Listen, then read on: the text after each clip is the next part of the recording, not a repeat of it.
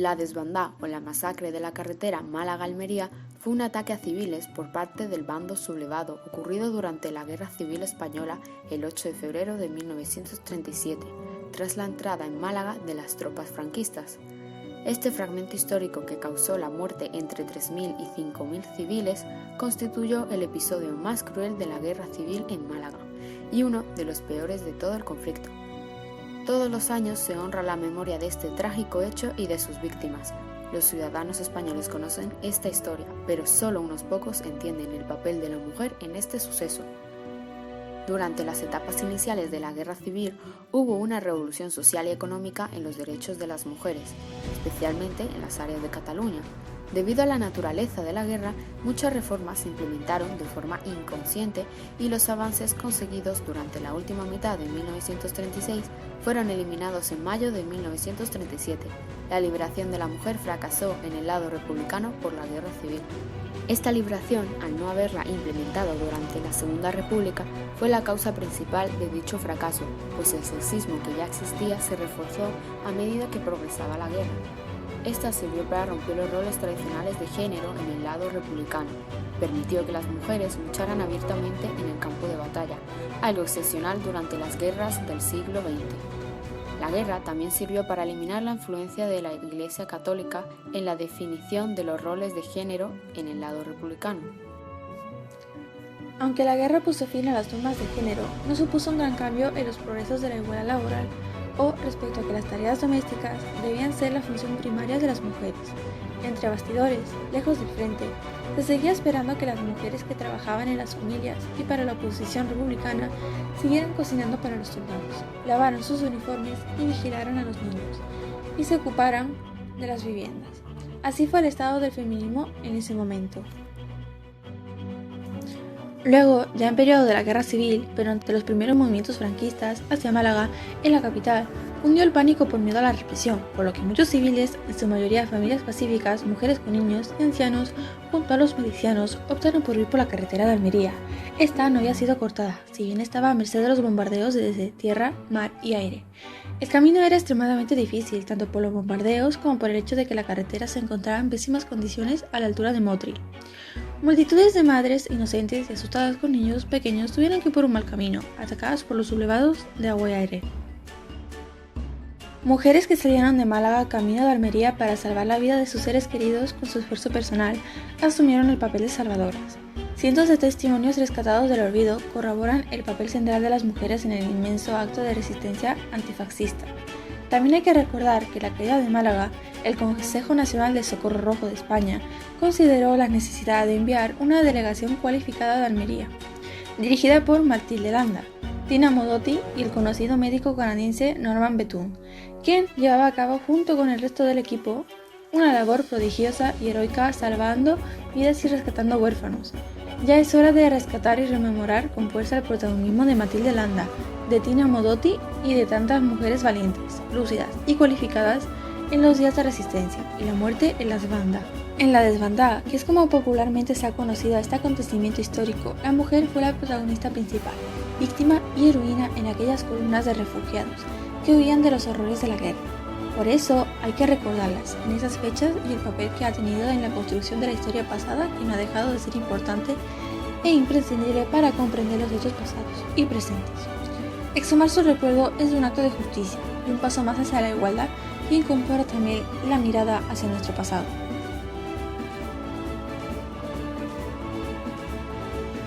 Fueron acusadas de delincuentes, alcohólicas y psicópatas, mujeres degeneradas con tendencia a la infidelidad, el divorcio o las relaciones lésbicas.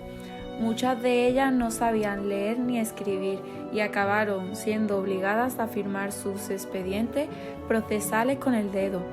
Tampoco tuvieron posibilidad de defenderse en los consejos de guerra y los juicios sumarísimos abiertos por delitos tan ambiguos como rebelión o atentado contra la moral pública, aunque en realidad como importaba porque en la mayor parte de los casos el régimen franquista ya había dictado sentencia. Miles de mujeres fueron encerradas por ser pareja, madre o hermana, a veces simplemente por estar en el lugar equivocado. no pasaron a la historia, pero protagonizaron la guerra civil y la posguerra, con la misma dosis de dolor, desprecio y sangre que los hombres.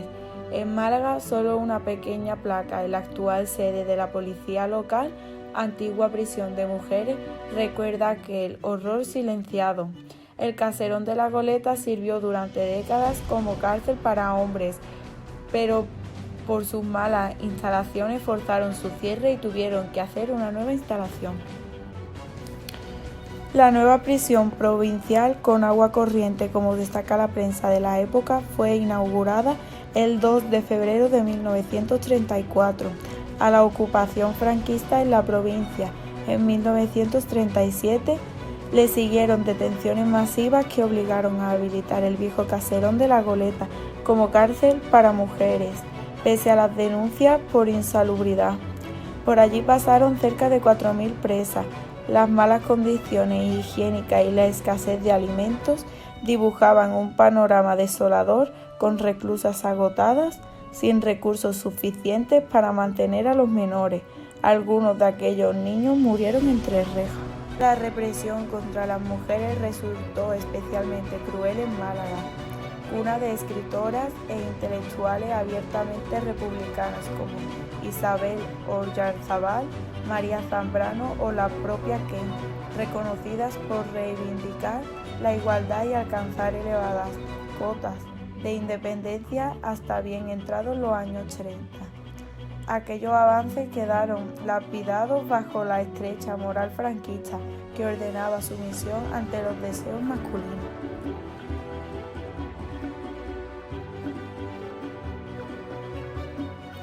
La eugenesia es la eliminación de individuos que la ciencia convencional considera ser portadores de genes defectuosos o que no cumplen con los estándares genéticos y biológicos fijados.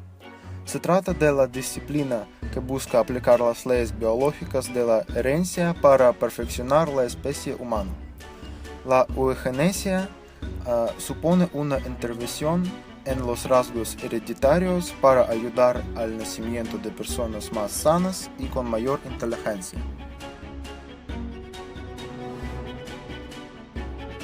Alemania fue un ejemplo a seguir para Franco.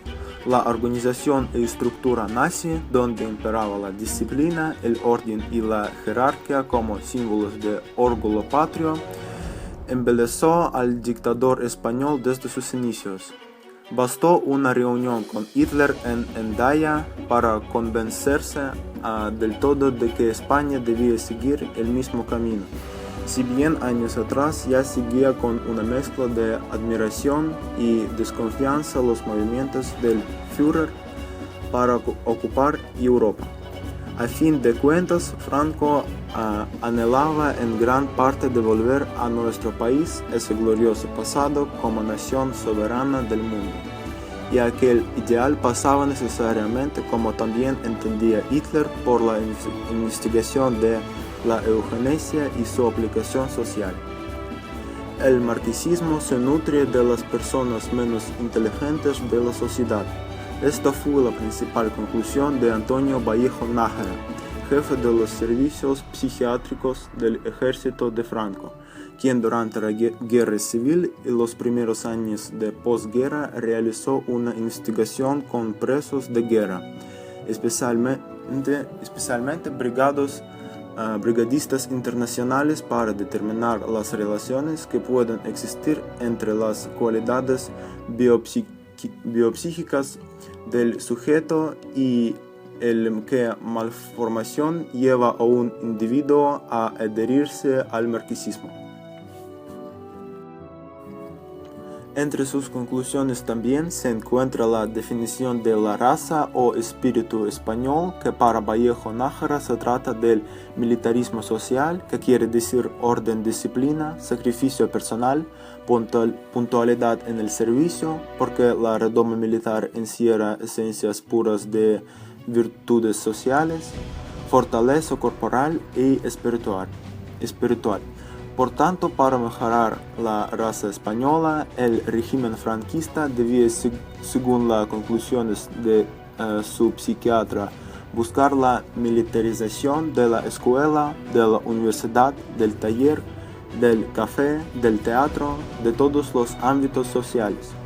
Pero si la razón que lleva al hombre al marxismo es su escasa inteligencia, peor parada sale la mujer. Para buscar una explicación a la activísima participación del sexo femenino en la revolución marxista, el psiquiatra realizó un estudio sobre 50 mujeres prisioneras de guerra. Por ello es fundamental que la religión católica impone a la mujer sus estrictas normas a modo de freno a su tendencia animal.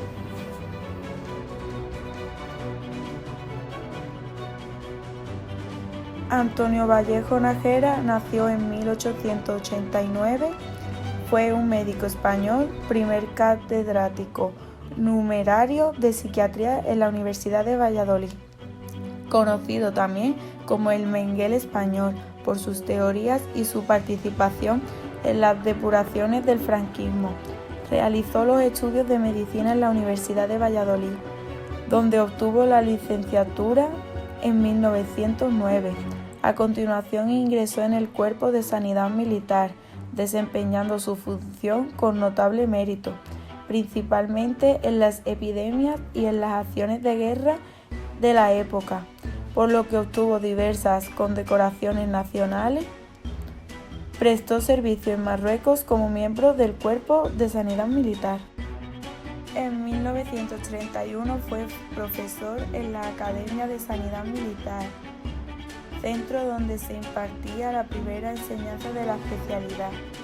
Afectó al nazismo. Durante la Guerra Civil, el coronel Vallejo Nájera dirigió los servicios psiquiátricos del ejército franquista y escribió extensamente sobre la degeneración de la raza española, que, según él, habría ocurrido durante la República. Postura adoptada también por Juan José Lopeivo, Ramón Sarro, José Solé Segarra, Marco Merenciano y otros psiquiatras de su mismo bando. El 10 de agosto de 1938 escribió a Franco solicitando permiso para crear el Gabinete de Investigaciones Psicológicas y 2 semanas más tarde recibió la autorización esperada. Su propósito era patologizar las ideas de la izquierda. Los resultados de sus investigaciones proporcionaron al alto mando militar los argumentos científicos necesarios para justificar por qué presentaban a sus adversarios como una especie infrahumana, y Vallejo Nájera fue ascendido a coronel. En 1947 fue nombrado por las instituciones franquistas profesor de psiquiatría en la Universidad de Madrid, puesto que desempeñó hasta 1959. Es, por tanto, el primer catedrático numerario de dicha especialidad en la Universidad Española.